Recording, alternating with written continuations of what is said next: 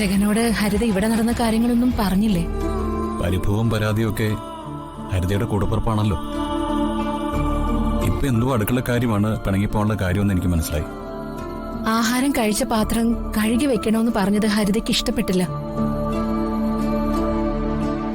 അത് വിട് സുചിത്രയെടുത്തി, അവള് അങ്ങനെ ഒരു ടൈപ്പാ.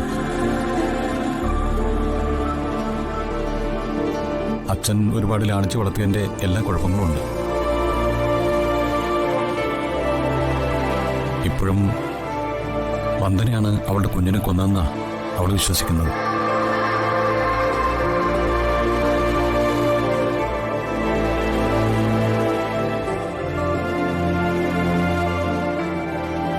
എത്ര പറഞ്ഞിട്ടും ഹരിത അതിന്ന് മാറാൻ കൂട്ടാക്കുന്നില്ല. ജഗൻ, ഞാൻ അവളോട് കഴിച്ച പാത്രം കഴുകി വെക്കാൻ പറഞ്ഞത് എന്റെ തെറ്റ് തന്നെയാ. അതിന് ഞാൻ മാപ്പും പറഞ്ഞു.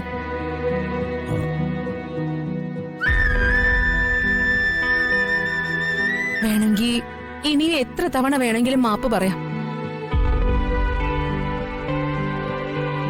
ഹരിത ഇവിടെ നിന്ന് പോയതില് സങ്കടമുണ്ട്.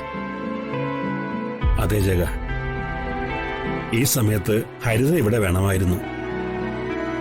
അവളിങ്ങ് വന്നോളും. അതിന് സുചിത്രജി മാപ്പൊന്നും പറയാൻ പോണ്ട. അച്ഛമ്മയ്ക്കിപ്പോ നല്ല മാറ്റമുണ്ട്. എനിക്ക് ഉറപ്പുണ്ട് എല്ലാം മാറി അച്ഛമ്മ സംസാരിച്ചു തുടങ്ങുമെന്ന്.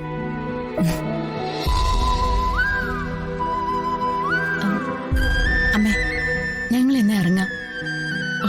മോളെ, നിങ്ങളിപ്പോ ഇങ്ങോട്ട് വന്നതല്ലേ ഉള്ളൂ, അതിനു മുന്നേ പോവാണോ?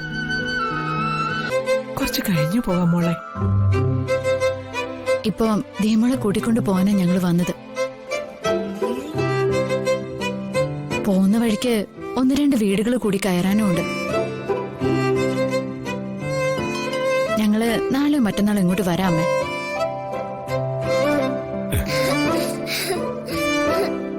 ദിയമോളുടെ ഒരു സന്തോഷം നോക്കിയേ. വന്ദനെ, മോളെ കൊണ്ട് ഇറങ്ങിക്കോ. ഞാൻ മുത്തശ്ശി ഒന്ന് കണ്ടിട്ട് വരാം.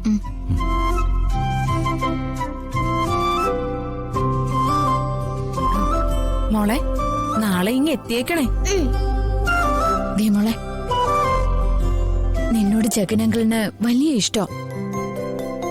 ജഗനങ്കിളിന്റെ ജീവനാണ് നീ.